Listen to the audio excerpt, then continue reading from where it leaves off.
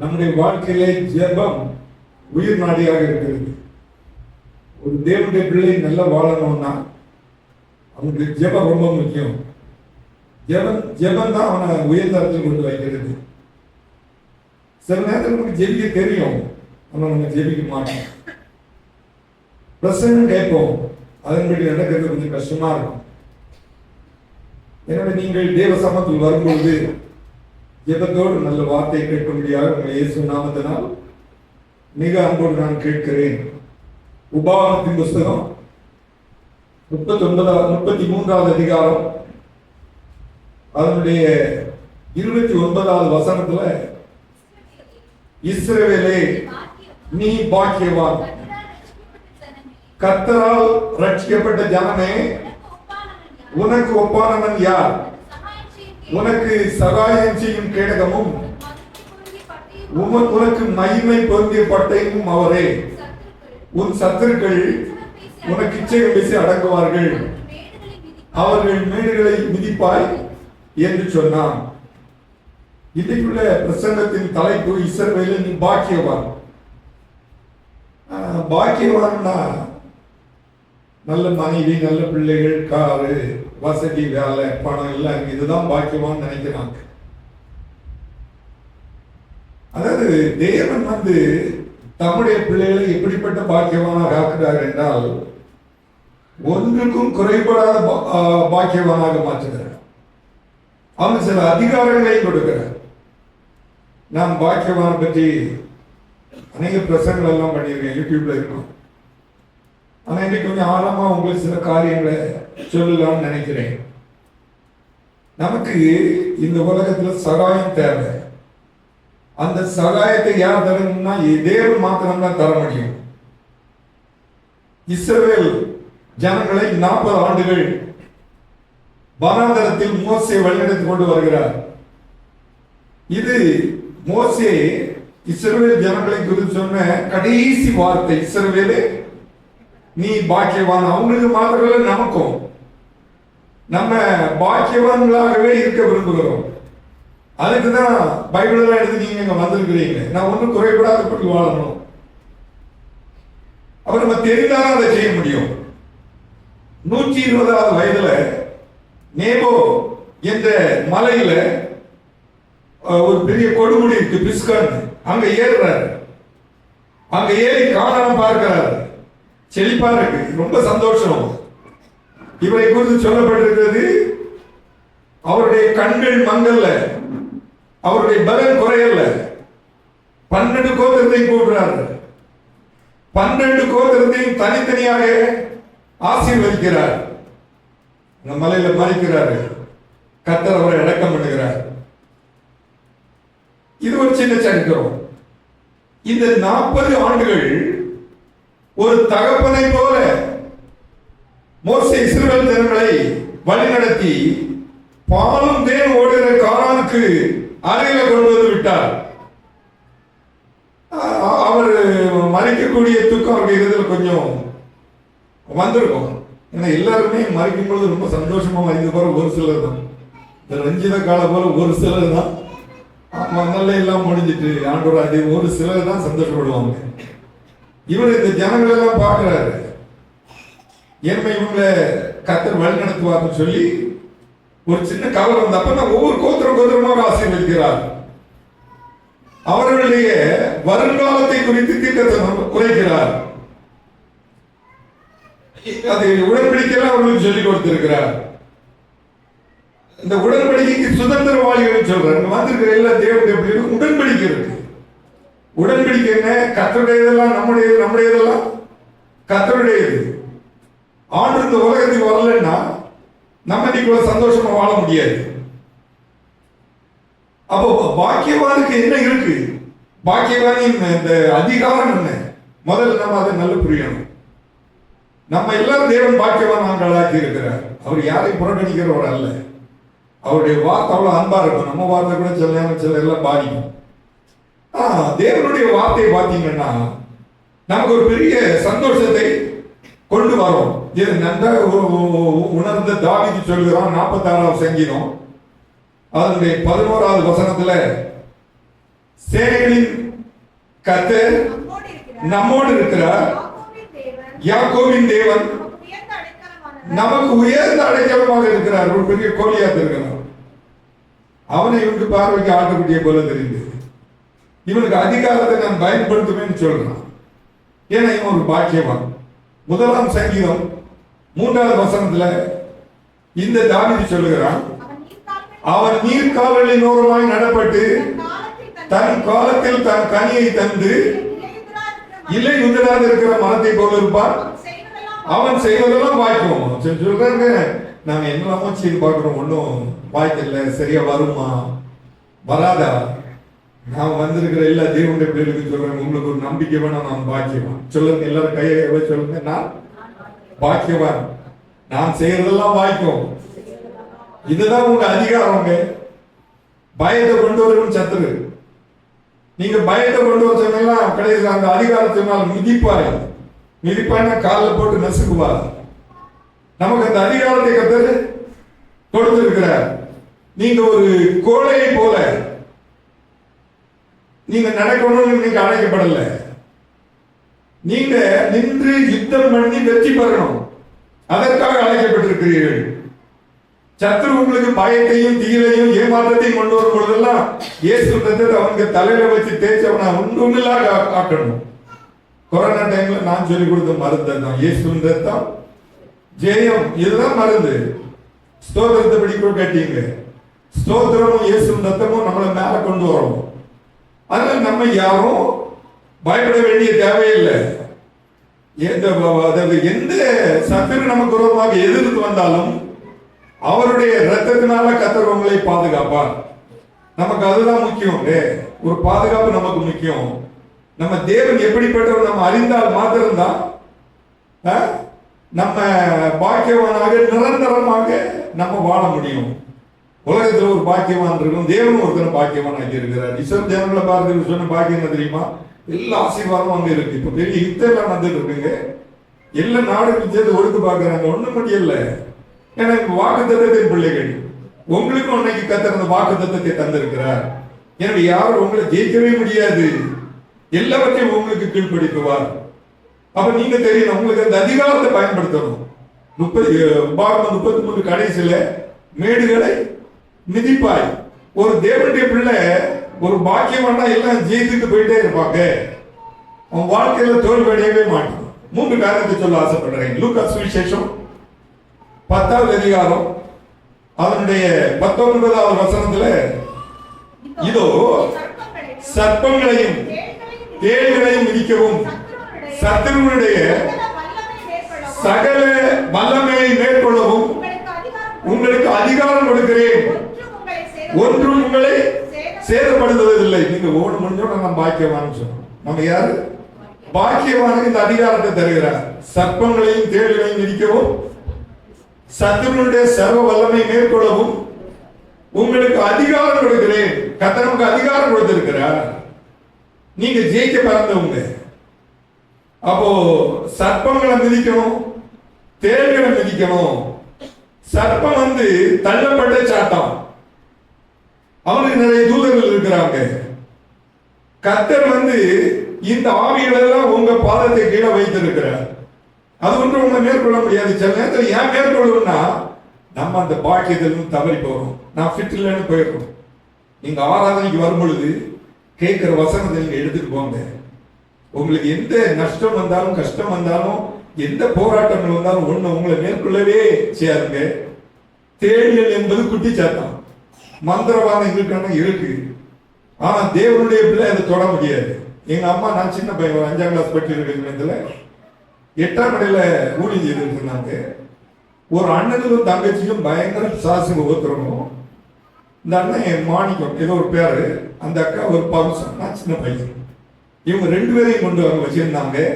2 பேருமே விலங்கு போட்டு வச்சிருந்தாங்க. ஒரே வீட்டுல 2 பேருக்கு பைத்தியம்னா எப்படி இருக்கும் யோசிச்சு பாருங்க. இவருக்கு எப்படி இந்த பைத்தியம் வந்துச்சுன்னு சொன்னா இப்ப இருக்கிறாங்க. இந்த இவர் மந்திரவாதம் படித்தார். ஒரு மந்திரவாதி கிட்ட ரொம்ப மந்திரவாதம் எல்லாம் படிச்சுட்டு இருந்தாரு. நல்ல நல்ல ஜம்மன் இருப்பாரு. அவருக்கு என்ன அரங்கேற்றாங்க. அரங்கேற்றதுன்னா என்ன, அந்த இவன் என்ன செய்தாலும் அது நடக்கும். இவருக்கு இந்த குட்டி சாத்தான வச்சு காரியங்களை செய்யணும், அனுமான் வச்சு செய்யணும், இப்படி மந்திரம் படிச்சு அவங்க வாயார் சொன்னது. கடைசி அவர் அரங்கேற்ற அன்னைக்கு இவருக்கு ஆசான் சொல்றான் இவர்கிட்ட, ஏய் நீ இன்னைக்கு அரங்கேறா, ஆனா இந்த அனுமான் உன்னை பயப்பாடிக்கிறதுக்கு எல்லா காரியமும் செய்வான். நீ நான் சொன்ன மந்திரத்திலே நீ அப்படி நின்றுடணும். நீ பயந்தேன்னு சொன்னா அது உன்னை மேற்கொள்றோம், உன்னை பைத்தியம் ஆயிடும்னு சொன்னார். இவங்க பார்த்துக்கலாம், நான் அதை சொல்லி ஜெயிச்சிருவேன்னு சொல்லிட்டு இருந்தாரு. பல காரியங்கள்ல அந்த அனுமானம் கொண்டு பயம் காணிக்கிறான். இவர் பயப்படவே இல்லை. கடைசியா ஒரு சத்தம் கேட்குது. ஒரு பெரிய மலையை தூக்கி கொண்டு இவருக்கு தலையில அடிக்கிறது போல ஒரு சத்தம் கேட்டு பயந்துட்டாரு. மேற்கொண்டுச்சு, பைத்தியம் ஆயிடுச்சு. அங்க கொண்டு வந்தாங்க. கொண்டு வந்தா விலங்கெல்லாம் போட்டுட்டு இருந்தாலும், விலங்கெல்லாம் போட்டு வச்சிருந்தாலும் ஃபாஸ்டிங் பிரேயர் நடக்க சமயத்தில் இவருக்காக விசேஷமா ஜோம் பண்ணுவாங்க. இந்த விலங்கோட ஒரு உத்தரமாகும், இப்படி டெரஸ் இல்லை, ஓட்டுல உத்தரங்கள் எல்லாம் வச்சிருக்கோம். இங்கிருந்து டக்குன்னு அந்த உத்தரத்துல இவரை கொண்டு இந்த சாத்தான் எடுத்துருவாங்க. எல்லாரும் பயந்து, இவங்க அம்மா அப்பா தாவீதுன்னு தம்பி இருந்தாரு, அம்மா அம்மா நம்ம பிடிச்சமா கீழே விழுந்தா சேர்த்து பேசாம ஜோம் பண்ணிட்டு இருக்கு. அதை மிதிக்கிறதுக்கு அதிகாரம் தந்திருக்கிற ஒரு தாய் கண்ணால பார்த்து ஒரு சாட்சி சொல்றேன். சர்ப்பங்களையும் தேள்களையும் மிதிக்கவும் சத்துருடைய சகல வல்லமையும் மேற்கொள்ளவும் உங்களுக்கு அதிகாரம் கொடுத்திருக்கிறேன். ஒரு பாக்கியவாண்டி கொடுத்திருக்கிறேன். வந்திருக்க எல்லா பாக்கியவாண்டிகளும் தந்திருக்கிறார், பாக்கியவான்களுக்கும் தந்திருக்கிறார். இந்த சத்துருவும் அந்த குட்டி சாத்தானும் உங்களுக்கு விரோதமான பயமான காரியங்களை செய்யும் பொழுது நீங்க மேற்கொள்ளணும். அதுக்குதான் நீங்க பறந்திருக்கிறீங்க. நீ பாக்கியவான். பாக்கியவான் தன்னை தேவ சமத்துல ஈடுபடுத்தி கொண்டான்னு சொன்னா கர்த்தர் அவனுக்கு எல்லா காரியத்திலையும் உதவி செய்வார். உங்களுக்கு தெரியணும், அவன் வர சமயத்தில் அவருக்கு நோட் சொல்ல தெரியணும். அமெரிக்க நாட்டில் சமீபத்தில் 7 பேர் கொண்ட ஒரு குழுவை ஆயத்தப்படுத்தினாங்க. பெரிய பெரிய பணக்காரங்க கூப்பிட்டாங்க, தொழில் அதிபர்களை கூப்பிட்டு அவங்களுக்கு நல்ல ட்ரீட்மெண்ட் இதெல்லாம் கொடுத்தாங்க, சாப்பாடெல்லாம் கொடுத்தாங்க. கொடுத்துட்டு ஒவ்வொருத்தரும் வந்து மேடையில் பேசணும், உனக்கு இந்த கம்பெனி இவ்வளவு வளர்றதுக்கு காரணம் என்னன்னு கேட்டாங்க. அந்த தொழில் அதிபர்களுக்கு தனியா வச்சிருந்த மீட்டிங். உங்க வளர்ச்சியின் ரகசியம் என்ன? ஒருத்தர் சொன்னார் கடின உழைப்பு. இல்ல, இது சரியான பதில் இல்லை. ஒருத்தர் சொன்னார் உண்மையான தொழிலாளிகள். இதுவும் சரியான பதில் இல்லை. எனக்கு புத்தி, எனக்கு புத்தினாலதான் இவ்வளவு வளர்ச்சி. ஒருத்தர் சொன்னார் நீங்க அரைச்சதே போட்டு அரைச்சிட்டு இருக்கிறீங்க. ஒருத்தர் வந்தாரு, அவர் சொன்னாரு I know how to say no. இது சொன்னா ரைட் ஆன்சர் சொன்னாங்க. பல டாலர் கொடுத்தாங்க. ஒரு தேவனுடைய பிள்ளைக்கு சாசு பயம் நோ சொல்ல தெரியணும். சத்துருவனுடைய சர்ப்பங்களையும் தேள்களையும் இருக்க அதிகாரத்தை நான் கொடுத்திருக்கிறேன். நீங்க இந்த அனுபவத்தை உங்க வாழ்க்கையில கடைபிடிச்சிட்டீங்கன்னு சொன்னா எப்பொழுதுமே பாக்கியவான்களாக கர்த்தர்களை காத்துக் கொள்வார். எல்லாரும் கரங்க தேடி கர்த்தர் வாங்கி கொடுக்கிறோம். பயம், நல்ல பயம் இருக்கு, கெட்ட பயம் இருக்குங்க.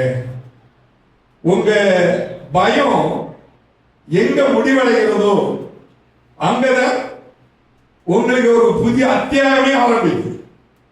ஒரு தொழில் செய்ய போறீங்க, பயந்துட்டு இருக்கிறீங்க. நீங்க இந்த வசனத்தை வச்சு அதை மேற்கொள்ளணும். ஒரு தப்பு பண்ணிட்டோம், இன்னைக்கு தப்பு பண்ணாதவங்க யாரும் கிடையாதுங்க. ஊழியக்காரங்களும் விசுவாசியும் உலகத்துல எல்லா மனுஷனும் சூழ்நிலைக்கு ஏற்றபடி சின்ன சின்ன தப்பு பண்ணிடுறோம். மன்னிக்கிறதுக்கு ஏசு இருக்கிறார். இப்ப ஒரு பயம் வருது, இல்ல நான் பயப்பட மாட்டேன், இன்னும் தப்பு தான் பண்ணுவேன்னா சார் சொன்ன அந்த பாக்கிய சாணத்துல இருந்து கீழே கொண்டு போயிடுவோம். இப்ப கர்த்தர் ஒரு பயத்தை கொடுக்க சமயத்துல அந்த தவறு அறிக்கை பண்ணி உங்களை நீங்க சரி பண்ணிட்டீங்கன்னு சொன்னா புதிய அத்தியாயம் ஆரம்பமானது. தனித்து நின்றாலும் துணிந்து நிற்கணும். உங்களுக்கு இந்த தைரியம் வேணும். கர்த்தர் ஏன் கூட இருக்கிறார், அவர் சமாதானத்தின் தேவன், எனக்கு இந்த அனுபவத்தில் நடத்துவார்னு நீங்கன்னு சொன்னா ஒவ்வொரு நாளும் கர்த்தர் உங்களை பாக்கியவான்களாக காத்துக் கொள்வார். ரோமர்கள் நிருபம் 16வது அதிகாரம் அதனுடைய 20வது வசனத்துல அப்போஸ்தலனாகிய பவுல் சொல்கிறார், சமாதானத்தின் தேவன் சீக்கிரமாய் சாத்தானை உங்கள் கால்களின் கீழே நசுக்கி போடுவார். நம்முடைய கர்த்தராகிய இயேசு கிறிஸ்துவின் கிருபை உங்களுடனே கூட இருப்பதாக. ஆமென். கிருபை கொடுக்கிறது, முடிந்த விசுவாசம் எடுக்கிறது. சமாதானத்தின் தேவன் சீக்கிரமாய் உங்கள் கால்களின் கீழே சாத்தானை நசுக்கி போடுவார். தாவீது கோலியாத்தை வீழ்த்தின பொழுது கர்த்தர் செய்த காரியம் என்ன செய்வாங்க? தாவீதுக்கு மேல கர்த்தருடைய கிருபை இருக்கு, அவன்கிட்ட இல்ல. பெரிய ஆளு, உயரமானவன், சின்ன பிள்ளைகளுடைய யுத்த வீரன். இவன் அப்படி இல்லை, இவன் கர்த்தருடைய கிருபையில வந்து நிக்கிறான். ஒரு கவன் எடுத்து, ஒரு கல் எடுத்து அதில் வச்சு அடிச்சு கோலியாத்து கீழே விடுறான். எப்படி கீழே விழுந்தான்? இவனுக்கு முன்னால வந்து விழுந்தாங்க. அவன்கிட்ட போய் கும்பிட்டான். அப்ப ஆண்டு சொன்னாரு, 40 நாள் என்னெல்லாம் என் பிள்ளைய துன்பப்படுத்தினான், எப்படிலாம் வீராப்பு பேசிட்டு இருந்தா. கர்த்தர் அவருடைய பிள்ளைகளை சாத்தானுடைய எந்த மிரட்டல்களுக்கும் விடவே மாட்டார். இவன் முப்புற விழுந்தான். அப்பொழுது தாவீது அவன் மேல் ஏறி அவனுக்கு பட்டையை எடுத்து வெட்டிட்டு வந்துட்டான். கர்த்தர் அவன் ஒரு பாக்கியவானாக செய்தார். கர்த்தரை நம்புகிறவன் பாக்கியவான். 50 பாக்கியவான்களுக்கு ரகசியம் இருக்குங்க. ஆனா அவங்க எல்லாம் என்ன செய்தாங்கன்னா, அவங்களுக்கு கொடுத்த அதிகாரத்தை பயன்படுத்தினாங்க. அவங்க தவறான ஆவிகள் அவங்களுக்கு விரோதமான காரியங்களை தூண்டினால் கூட பயப்படவே இல்லை. மரணம் நேர்ந்ததா இருந்தாலும் உண்மையா இருந்தாங்க. வெளிப்படுத்தின விசேஷம் 12வது அதிகாரம் அதனுடைய 11வது வசனத்துல, மரணம் நேரிடுவதா இருந்தாலும் அதற்கு தப்பும்படி தங்கள் ஜீவனை பாராமல் ஆட்டுக்குட்டியின் ரத்தத்தினாலும் தங்கள் சாட்சியின் வசனத்தினாலும் அவனை ஜெயித்தார்கள். நம்ம அதுக்கு தான் வந்திருக்கோங்க. நமக்கு என்ன கர்த்தர் அதிகாரம் தந்திருக்கிறான்னு நமக்கு தெரியணுங்க. அவருடைய ரத்தத்தின் சாட்சி வசனத்தினால ஜெயித்தார்கள். உங்களுக்கு வெற்றி சிறக்க பண்ணி இருக்கிறார். அப்ப அந்த ஜெயத்தை தக்க வைக்கிறவன் தான் ஒரு பாக்கியம். சொல்றேன், 100 ரூபாய் பெருசா 500 ரூபாய் பெருசாங்க? 500 ரூபாய் பெருசு இல்லையா? இந்த 100 ரூபாய் உலகத்தில் உள்ள ஒரு பாக்கியவானுக்கு அடையாளம். இந்த 500 ரூபாய் தேவனுடைய பிள்ளையின் பாக்கியவானுக்கு அடையாளம். இந்த 100 ரூபாயை கொண்டு இந்த 500 ரூபாய் செய்யக்கூடியதை செய்ய முடியாது. ஆனா இந்த 500 ரூபாயை கொண்டு இந்த 100 ரூபாய் செய்ய முடியாது, அதுக்கு மேலேயும் செய்ய முடியும். இதுதான் கர்த்தரின் ஆசீர்வாதம். பைபிள் சொல்லு கர்த்தரின் ஆசீர்வாதம். அதுதான் மோசே சொன்னார், இஸ்ரவேலே நீ பாக்கியவான். பாக்கியவானுக்கு எல்லா அதிகாரங்களும் கொடுக்கிறார், எல்லா ஆசீர்வாதத்தையும் கொடுக்கிறார். அவனுடைய காரியங்கள் எல்லாம் கர்த்தர் பொறுப்பெடுத்துக் கொள்கிறார். அப்ப தேவனுடைய பிள்ளைகளாகி நமக்கும் தேவன் அதிகாரம் கொடுத்திருக்கிறார். நீங்க பாக்கியவான், தேவனுடைய பிள்ளை. சர்ப்பங்களை மிதிக்கணும், தேடுகளை மிதிக்கணும்னா உங்க அதிகாரத்தை பயன்படுத்தணும். நீங்க விளங்கும்படியா ஒரு நல்ல உதாரணம் சொல்லுங்க. போலீஸ்காரன் ஒரு கொல்லியா இருக்கிறான், பெரிய டாரஸ் லாரி வருது, அவன் ஸ்டாப் பண்ணி இந்த கையை காணிக்கிறான்ல. அப்ப என்ன செய்யுது? நீ என்னையா போலீஸ்காரன், நான் பெரிய லாரி ஓடிக்கணும் வருதா? அப்படியே நிக்கிறாங்க. அவன் ஸ்டாப் போர்டு காணிச்ச உடனே அது அங்கே நிக்கி, அது கீழ்படியுது. இதே போல கிறிஸ்து நமக்கு தலை, நாம் அவருடைய சரீரம். மனுஷனை ஆண்டு அதிகாரம் உடையவனாக படைத்தார். அவருக்கு என்னெல்லாம் அதிகாரம் இருந்ததோ எல்லாம் ஊதினார். ஜீவ சுவாசத்தை மனிதனுக்கு நாமல ஊதினார். சொல்லி சொல்லி அவன் ஆசீர்வதிக்கப்படணும். இதுதான் அவன் நடந்துச்சு. அவருக்குள்ள குணங்கள் எல்லாம் அவனுக்குள்ளால வரணும். இன்னைக்கு நம்மை வஞ்சிக்கிற சாத்தான், நம்ம ஏமாற்றுற சாத்தான், நமக்கு பயத்தை கொண்டு வர்ற சாத்தான், அன்றைக்கு ஆதாம் ஏவாளையும் வஞ்சித்தது. எப்படி அவங்க வஞ்சிக்கப்பட்டாங்க? அவங்களுக்கு எல்லா அதிகாரத்தையும் கொடுத்தார். ஆனா இவன் போறான், இவங்களும் வந்தாங்க, அங்க இருந்து பேசினான். உடனே அவன் பேசின வார்த்தையை இவங்களும் பேசினாங்க. அதான் பிரச்சனை வந்து. சாத்தான் இதை நீங்க பறிச்சு சாப்பிடலாம், ஆமா நாங்க பறிச்சு சாப்பிடலாம், வார்த்தை வருது இல்ல. ஒரு தேவனுடைய பிள்ளை வார்த்தையில கவனமா இருக்கணும். யாக்கோபு 3வது அதிகாரத்துல நாவின் வார்த்தையை பற்றி சொல்லப்பட்டிருக்கிறது. நீதிமொழிகள் 18ல ஜீவனும் மரணமும் நாவின் அதிகாரத்தில் இருக்கிறது. ஒரு தேவனுடைய பிள்ளை பாக்கியமா நீங்க வாயை திறந்து ஒண்ணு சொன்னா அப்படியே கதை நடக்கப்பட்டுவா. ஆனா சத்தம் வரான், உங்களுக்கு விரோதமான காரியங்களை கொண்டு வரான். நீங்க அவங்க காரியத்தை எடுக்கவே கூடாது. இயேசு இந்த உலகத்தில் ஜீவித்தார், நமக்கு மாடல் அவர் தாங்க. அவர் இந்த உலகத்தில் ஜீவித்த பொழுது 40 நாள் உபவாசம் இருந்தார். லூக்கா சுவிசேஷம் 4வது அதிகாரம் அதனுடைய 3வது வசனத்தை படிங்க. அப்பொழுது பிசாசு அவரை நோக்கி, நீர் தேவனுடைய குமாரனே ஆனால் இந்த கல் அப்பமாகும்படி சொல்லும் என்றால். நான் அப்படியே சொல்றேன்னு சொன்னாரா? இல்ல, அவர் என்ன சொல்றாரு? அவர் பிரதிதரமாக மனுஷன் அப்பத்தினால் மாத்திரம் அல்ல, தேவனுடைய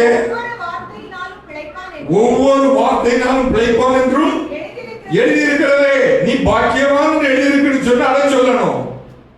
தோல்வி நேரத்தில் இல்ல, எனக்கு ஒன்றும் இல்லை, அவ்வளவுதான், இதோட தீர்ந்து எங்க போய் கடன் வாங்கலாம், யாரை ஏமாத்தலாம் இல்ல. சாத்தா வருவான், நீ இதை சொல்லு, அப்படி சொல்லி இப்படி சொல்லு. ஒண்ணுக்கு நீங்க அசைவ கூடாது. பிரசங்கத்தை நீங்க எடுத்துட்டு போங்க, நல்ல வாழுங்க. சாத்தான் ஆண்டவருக்கு கூட வந்தான், பிரச்சனையை கொண்டு வந்தான். அவங்க ஆதாம் ஏவாளை ஏமாத்திட்டு வந்தான். இப்ப ஆண்டவர்கிட்ட வாரான், ஆண்டவரை ஏமாற்ற முடியல. அவன் வார்த்தையில இப்படி எழுதியிருக்கிறதே, ஆண்டவர் சொன்னார் இப்படி எழுதியிருக்கிறதே.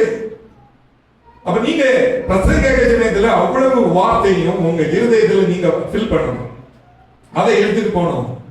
நீங்க அதை எடுத்துட்டு போய் வாழ்ந்தீங்கன்னா இந்த உலகத்துல கர்த்தர் ஒரு குறை உங்களுக்கு வைக்கவே மாட்டார். நல்லவர், உங்களுக்கு நன்மை செய்யதான் அவருக்கு விருப்பம், உங்களை ஆசீர்வதிக்கிறது தான் அவருக்கு விருப்பம்.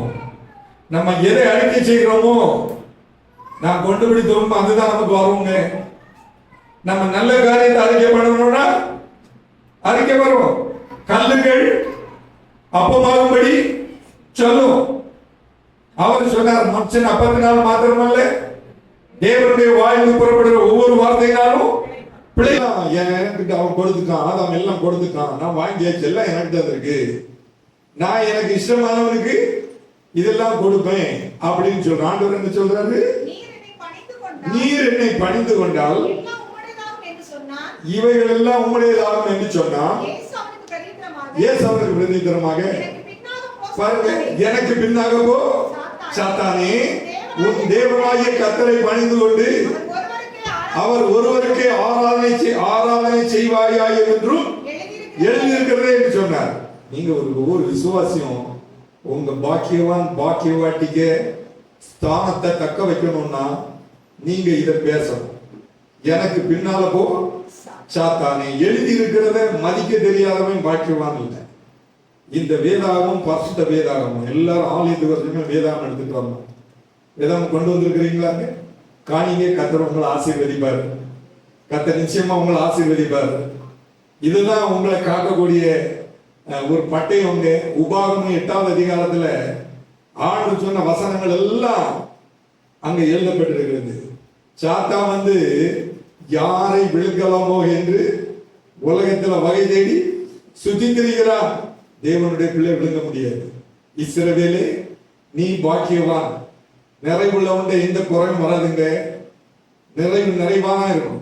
2 கொரிந்தியர் நிருபம் 4வது அதிகாரம் அதனுடைய 4வது வசனத்துல அப்போஸ்தலனாகிய பவுல் சொல்லுகிறார், தேவனுடைய சாயலா இருக்கிற கிறிஸ்துவின் மகிமையான ஒளி அவிசுவாசிகளாகி அவர்களுக்கு பிரகாசமாக இராதபடிக்கு இப்பிரபஞ்சத்தின் தேவனானவன் அவருடைய மனதை குருடாக்கினான்.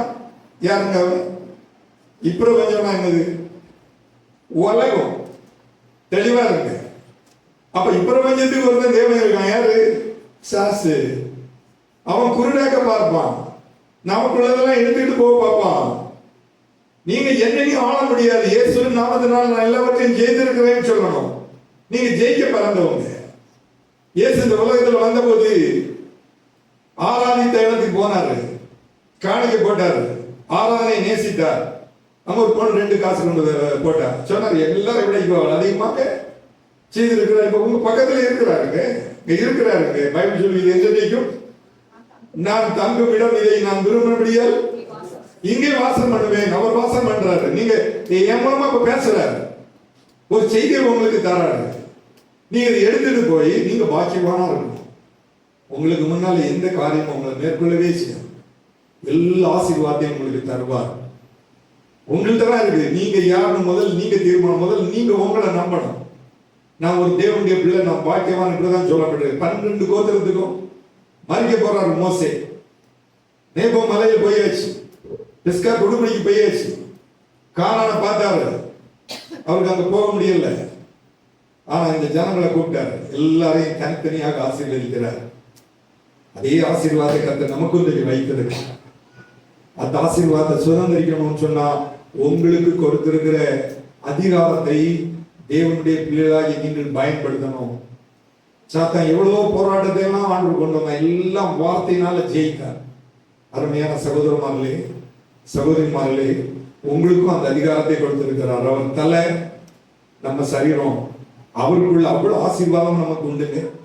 சீஷெல்லாம் ப்ரூவ் பண்ணாங்க, இன்றைக்கும் அநேகர் ப்ரூவ் பண்றாங்க. மாய்மாலம் இப்படிப்பட்ட காரியங்கள் வேண்டாம். வேதத்தில் ஆண்டவர் எப்படி வாழ்ந்தாரோ அதே போல ஒரு வாழ்க்கை வாழ்வதற்கு நம்மை நாம் ஒப்பு கொடுப்போம் என்றால் நம்மை பாக்கியவான்களாக தக்க வைக்க முடியும். 24வது சங்கீதம் அதனுடைய 8வது வசனத்துல சொல்லப்பட்டிருக்கிறது, கர்த்தர்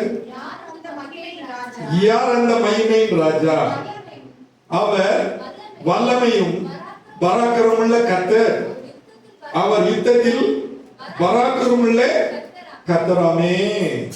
அந்த கர்த்தர் உங்களுக்கு வரக்கூடிய சின்ன சின்ன யுத்தத்துல, நெருக்கத்துல, போராட்டத்துல உங்களை தோக்க விடவே மாட்டார். ஏன்னா இஸ்ரவேல் நீ பாக்கியவான். நம்ம அவருடைய பிள்ளைகளுங்க.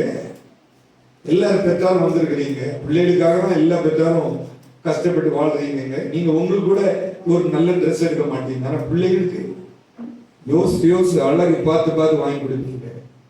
இப்போ பிள்ளைக்கு காலில் ஒரு முள்ளு தைச்சா உங்க கண்ணில் ஒரு முள்ளு தைச்சது போல இருக்கு. பிள்ளைகளை அவ்வளவு நேசிக்கிறீங்க. இதே போலதான் நம்ம அப்பா ஆண்டவா இயேசு கிறிஸ்து நான் நேசிக்கிறேன். 2வதாக சிங்கத்தையும் விரியன் பாம்பையும் மிதிங்களை சொல்கிறார். 91வது சங்கீதம் 13வது வசனம் படிங்க. சங்கீதம் 91. சிங்கத்தின் மேலும் விரியன் பாம்பின் மேலும் நீ நடந்து பாலசிங்கத்தையும் வலு சர்ப்பத்தையும் மிதித்து போடுவாய். சிங்கம் காட்டுக்கு ராஜா, மகா பலனும் தந்திரம் உள்ளது. இந்த டிஸ்கவரி சேனல் எல்லாம் பாத்தீங்கன்னா ஆகாரத்தை எப்படி அது பொறி வச்சு பிடிக்கும் தெரியும். பைபிள் சொல்லுவது சிங்கத்தின் மேலும் விரியன் பாம்பின் மேல் நடந்து பாலசிங்கத்தையும் வலு சர்ப்பத்தையும் மிதித்து போடுவாய். சாத்தானை குறித்து, இந்த வலு சர்ப்பத்தை குறித்து கர்த்தர் என்ன வேதத்தில் சொல்லுகிறார்? 1 பேதுரு நிருபம் அதுல 5வது அதிகாரம் 8வது வசனத்தை படிங்க. 1 பேதுரு 5:8.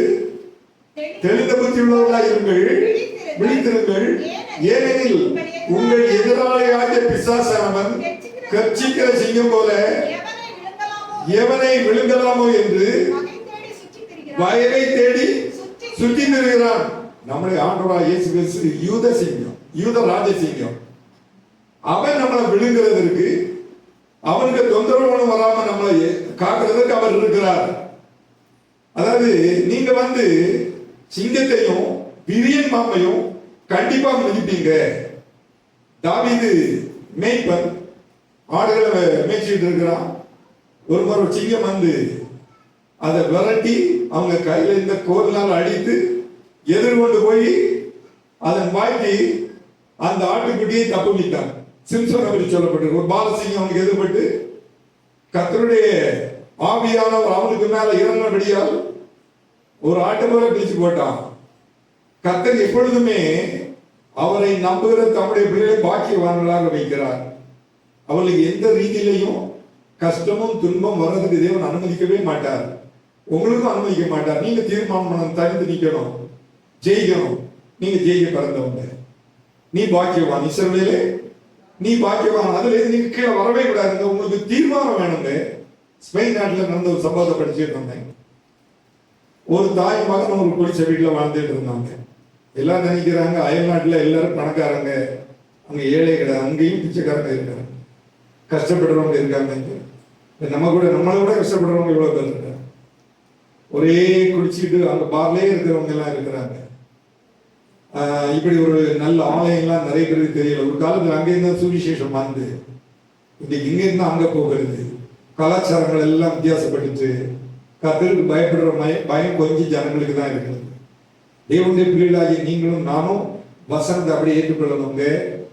இந்த ஸ்பெயின் நாட்டில் இந்த தாயும் அந்த பையனும் கஷ்டப்பட்டு இருந்தாங்க. இந்த பையனை கஷ்டப்பட்டு ஒரு அவனுக்கு 10 வயசு வரையிலும் இந்த அம்மா படிக்க வச்சுட்டாங்க. ஒரு நாள் சாப்பாடு இல்லை, குளிர்காலம், பையன் இப்போ ஸ்கூல்லேருந்து வருவான். அதில் பக்கத்தில் ஒரு மளிகை கடையில் போய் அந்த ஓனர்கிட்ட சொல்லுவா, நான் ஒரு வீட்டில் வேலை பார்க்குறேன், நான் எப்படியாவது உங்களுக்கு திருப்பி காசு தருவேன், எனக்கு என் மகனுக்கும் சாப்பிட்றதுக்கு கொஞ்சம் ஏதாவது தருவீங்களான்னு கேட்டான். ஓனர் சொன்னால் முடியாது, காசு தானே வாங்கிட்டு போனான். இவன் எவ்வளோ காலை பிடிச்சி கெஞ்சி அழுது பார்த்தா அவன் தர்றது போலே இல்லை. இந்த பையன் தூரத்தில் வரான், தாயை கவனிச்சுட்டே வரான். தாயை கவனிச்சுட்டே வந்து இவன் அழுது நிற்கிறா. என்னம்மான்னு கேட்டான். அவன் சொல்கிறா, மக்களை நீ வருவா, அவனுக்கு செய்தரலான்னா பாரு, உங்களை எல்லாம் இருக்கு கேட்டால் தரல. ஒன்று அவன் அந்த அம்மாவுக்கு முதுகில் கையை வச்சு கூட்டிட்டு வரான். கூட்டிட்டு வந்து சொன்னம்மா, நீ பாரு, ஒரு நாள் நான் இதை விட ஒன்று உயர்ந்த இடத்தில் வைத்து பார்ப்பேன் அப்படி சொல்லி கூட்டிட்டு வரான். 12 வயசுல படிப்பெல்லாம் விட்டுறான். ஒரு கொரியர் கம்பெனியில் போய் வேலைக்கு சேரான். இந்த இதில் போடுவாங்க, நம்ம பார்த்துருக்கீங்களா, டெலிவரி பாய். அங்கே போய் வேலைக்கு சேர்றான். கொஞ்ச நாள் அங்கே வேலை செய்கிறான். ஒவ்வொரு நாள் வர சமயம், அம்மா நான் உன்னை உயர்தரத்தில் வைப்பேன், கஷ்டப்பட மாட்டான் சொல்கிறான். அதுக்கு சரியான வருமானம் அவனுக்கு வரல. ஆகையினால அந்த டெலிவரி பாய் வேலை விட்டுக்கிட்டு ஒரு பெரிய டெய்லர் ஷாப்பில் போய் வேலைக்கு சேர்றான். அந்த ஓனர் இவனுக்கு ரொம்ப பிடிச்சிட்டு, ஓனருக்கு இவனை ரொம்ப பிடிச்சிட்டு, பட்ட கஷ்டத்தையெல்லாம் அவங்க ஷேர் பண்ணிட்டான். அப்போ அவன் சொன்னா, நீ இங்கே வா, ஒன்று நான் ஒரு பெரிய ஆள் ஆக்கிடுறேன்னு சொல்லி நுட்பமான எல்லாம் இவனுக்கு தைக்கிறதுக்கு கற்றுக் கொடுப்பான். இந்த பையன் நல்ல பேண்ட் தைக்கிறான், நல்ல கவுன் தைக்கிறான். இந்த பிரைடு அவங்களுக்கு எல்லாம் இந்த இதெல்லாம் தைக்கிறான், கவுனெல்லாம் தைக்கிறான். கொஞ்ச நாள்ல ஒரு 6 மாசத்துல ஒரு வித்தியாசமா இருக்கு. இவனுக்கு ஸ்டிச்சிங் எல்லாம் வித்தியாசமா இருக்கு. இவன் தனக்குன்னு ஒரு பெரிய மிஷினை கொண்டு வீட்டில் வச்சுக்கிட்டான். பகல் அங்கே வேலை செய்வான். 3 மணிக்கு அங்கே வேலை முடிச்சுன்னா 6 மணிலேருந்து இவனுக்கு வேலை செய்வான். நிறைய விதவிதமா தச்சு இவனுக்கு பேர் புகழும் வந்துச்சு. ஸ்பெயின் நாட்டில் சாரா சொல்லக்கூடிய ஒரு கடையை ஆரம்பிக்கிறான். இங்கு கூட்டம் அலமோதுருது. இவனுக்கு துணிய ஏதோ ஒரு நல்ல பேர். அவன் ஒவ்வொரு முறையும் மறைச்சவங்க அம்மா நான் உன்னை மேல எப்படியேதான் சொல்லிட்டு இருப்பாங்க. இன்றைக்கு பெரிய சாட்சி சுருக்கமா சொல்லிடுறேன். அந்த சாரா கடைக்க நிகர லாபம், அவனுக்கு வருமானம், அவனுக்கு சொத்து மதிப்பு $100 பில்லியன். இது உண்மை. அவன் எப்படி அந்த பாக்கியவாங்க ஸ்தானத்தை விடல. நான் இப்படிதான் இருப்பேன், துணி நின்னா, தனித்து நின்னா, நீங்களும் நானே எப்படி இருக்கணும் நம்புவோங்க. நம்முடைய தேவன் அப்படிப்பட்ட தேவனுங்க. எனக்கு வாழ்க்கை பிள்ளைகள் எல்லாம் இருக்கிறீங்க, தாய்மாரெல்லாம் இருக்கிறீங்க, நீங்க எல்லாரும் இப்படிதான் இருக்கணும். கர்த்தர் வந்து மற்ற சர்ப்பத்தையும் சிங்கத்தையும் பாம்பையும் எனக்கு காலில் போட்டு மிதிப்பாரு, நான் அப்படி இருப்பேன். நான் அந்த ஸ்லாக்கியத்தை நான் கடைபிடிப்பேன். அப்படி நீங்க இருந்தீங்கன்னு சொன்னா கர்த்தர் எப்பொழுதுமே உங்களை அந்த ஸ்தானத்தில் வைப்பார். எல்லாவற்றையும் நீங்க மிதிப்பீங்க, ஜெயிப்பீங்க. இஸ்ரவேலே நீ பாக்கியவான். பாக்கியவானுக்கு தான் இந்த அதிகாரத்தை தராரு. இப்ப தாவீது நாட்கள்ல இந்த சிங்கத்தை அடிச்சு எடுத்தாங்க. நான் என்ன சொல்றேன், பழைய பாட்டின் காலத்துல தாவீது இருந்தாங்க, இவங்க எல்லாம் அப்படி பண்ணாங்க. சிம்சன் கூட சிங்கத்தை பிடிச்சு இழுத்தான். இன்னொரு மனுஷனை தூக்கி இதுல போட்டாங்க, சிங்கி கட்டியில போட்டாங்க, தானியல் இல்லையா. இந்த தானியல் சிங்கத்தை கிழிச்சானா இல்ல அதை அடிச்சானா இல்ல. அவங்களுக்கு விஷயங்கள் தெரியாது. இவன் காலத்துல அதெல்லாம் எழுதப்பட்டிருக்கு. இப்ப நமக்கு முன்னால் வாழ்ந்த நிறைய பேர் நம்ம காலத்துல வாழல, எப்படி போயிட்டாங்க. நம்ம வாழ்ற காலம் நல்ல காலம், எல்லா ஆசீர்வாதம் உங்களுக்கு தெரியும், நல்ல பிரசங்கங்கள் எல்லாம் கேட்கறீங்க, நீங்க அதை கேட்கணும். இவன் ஆண்டவரை நம்பினான். அந்த இவனை தூக்கி கொண்டு சிங்கத்தை கவிழ போட்டாங்க. பேசாம போய் ஜோம் பண்ணிட்டே இருந்தான். நீங்களும் உங்களுக்கு நெருக்கம் வரது நீங்க பயன்படுத்துங்க. நம்ம காலம் கிருபையின் காலம். நமக்காக யுத்தம் பண்ண இயேசு இருக்கிறார். இவன் ஜோம் பண்ணிட்டே இருந்தா ஒரு சிங்கம் அவன் ஒண்ணுமே செய்யல. எல்லாம் அப்படி வாய் கட்டி வச்சிருந்தாரு. இவன் காலையில ராஜா வாரான். தேவனுடைய மனுஷனே தானியேலே, நீ உயிரோடு இருக்கிறான். ஆமா, நான் என் கடவுளுக்கு உண்மையா இருந்தேன், உமக்கும் உண்மையா இருந்தேன். தானியேல் 6வது அதிகாரம் 28வது வசனம் வாசிக்காண்டா. தானியேலின் காரியமோ ஜெயமாக முடிந்தது. ஒரு பாக்கியவானின் காரியங்கள் எல்லாம் ஜெயமா முடியும். அருமையான சகோதரமார்களே, சகோதரிமார்களே, இந்த ஓய்வு நாளின் மத்தியான வேளையில உங்களுக்கு பயம் இருக்கா? தூக்கி போடுங்க. நான் ஒரு பாக்கியவான், நான் ஒரு பாக்கியவாட்டி. எல்லாத்தையும் ஜெயிக்கிறதுக்கு எனக்கு கர்த்தர் அதிகாரத்தை கொடுத்திருக்கிறார். கண்டிப்பா தருவாருங்க. நீங்க ஏதாவது விதத்துல பாதிக்கப்பட்டீங்கன்னா கர்த்தர் உங்களுக்கு வருவார். அன்னைக்கு நான் பிரசங்கம் கேட்டுட்டு இருந்தேன். ஒரு விசுவாச ரட்சிக்கப்பட்ட ஒரு அம்மா குடும்பமா ஒரு வீட்டுல வாடகை எடுத்து போய் இருந்திருக்கிறாங்க. இந்த அம்மா இங்க பாட்டு பாடுவாங்க, ஜோம் பண்ணுவாங்க. அந்த ஓனருக்கு ஒண்ணும் இல்லை. பக்கத்துல ஒரு வீடு இருந்தது. அவங்க ரொம்ப தொந்தரவு கொடுத்தாங்க. இல்ல வெளியே இறங்க விட மாட்டாங்க. நீ பாடக்கூடாது, ஜெபிக்க கூடாது, கெட்ட கெட்ட வார்த்தையெல்லாம் நடந்த சம்பவம் பேசிக்கிட்டே இருக்கிறாங்க. இந்த அம்மா ஒண்ணுமே சொல்லல.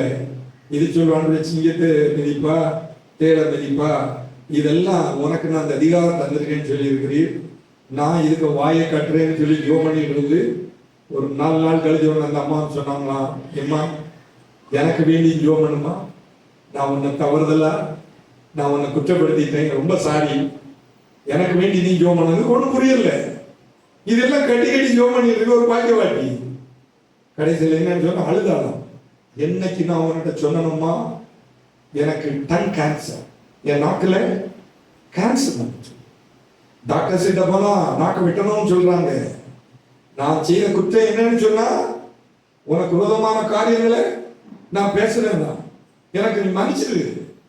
கர்த்தர் உன்னை தொடுகிறவன் என் கண்மணியை தொடுகிறான். எனவே அருமையான தேவனுடைய பிள்ளை, சிங்கத்தையும் விரியன் பாம்பையும் பால சிங்கத்தையும் பல் சர்ப்பத்தையும் மிதிக்கக்கூடிய அதிகாரத்தை உங்களுக்கு கொடுத்திருக்கிறார். ஏனென்றால் நீங்கள் பாக்கியவான், நீங்கள் பாக்கியவான். கடைசியா ஒரு சின்ன காரியத்தை சொல்லி நான் முடிச்சிடறேன். பலவான மிதியுங்க. நீங்க உங்க பார்வைக்கு ஒருவர் பலவீனமா இருக்கலாம், கர்த்தருடைய பார்வைக்கு நீங்க பலம் உள்ளவர்கள். தெபேரான்னு சொல்லக்கூடிய ஒரு ஆட்சி பண்ணிட்டு இருந்தாங்க. இந்த அம்மா விரோதமா எல்லாரும் பழையிட்டு வந்துட்டாங்க.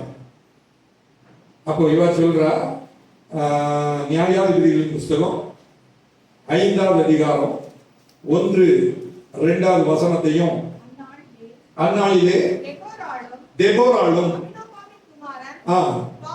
பாராக்கும் பாடினதாவது, கர்த்தர் இஸ்ரவேலுக்காக நீதியை சரி கட்டின நிமித்தம், ஜனங்கள் மனப்பூர்வமாய் தங்களை ஒப்பு கொடுத்த நிமித்தமும் அவரை ஸ்தோத்திரியுங்கள். ராஜா வந்துட்டான், சுற்றி சூழ்ந்துட்டான், இவங்களை சாப்பிட போறான்.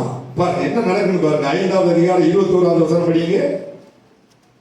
என் கீசோன் நதி, பூர்வ நதியாகிய கீசோன் நதியே, அவரை அடித்துக் கொண்டு போயிற்று. என் ஆத்துமாவே நீ பலவான்களை மிதிப்பாய். இஸ்ரவேலுக்கு விரோதமாக யுத்தம் செய்யும்படி சிசரா, போதுமா, சிசரான்னு சொல்லக்கூடிய ஒரு ராஜா வாரா. இந்த தெபேரா நியாயாதிபதி.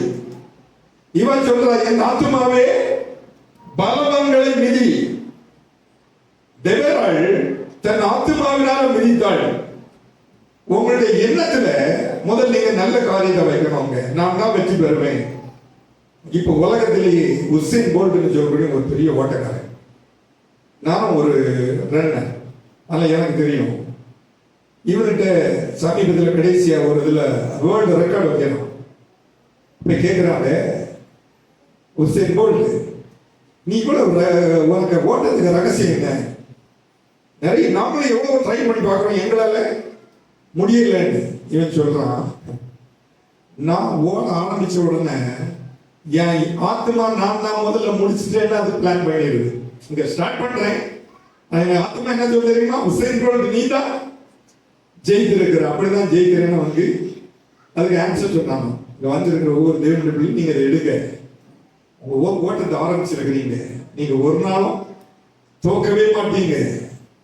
என் உள்ளம் வேகமா ஓட்டும். நீங்க ஒரு பிரசங்கத்தை கேட்டீங்கன்னா நான் பாக்கியவான், எனக்கு விரோதமா எந்த காரியம் வர முடியாது, இந்த ஒரு தீர்மானத்துல உங்களை காத்துக்கிட்டீங்கன்னு சொன்னா நீங்க பாக்கியவான்களா இருப்பீங்க, பாக்கியவாட்டிகளா இருப்பீங்க. கர்த்தர் உங்களை ஆசீர்வதிப்பார்.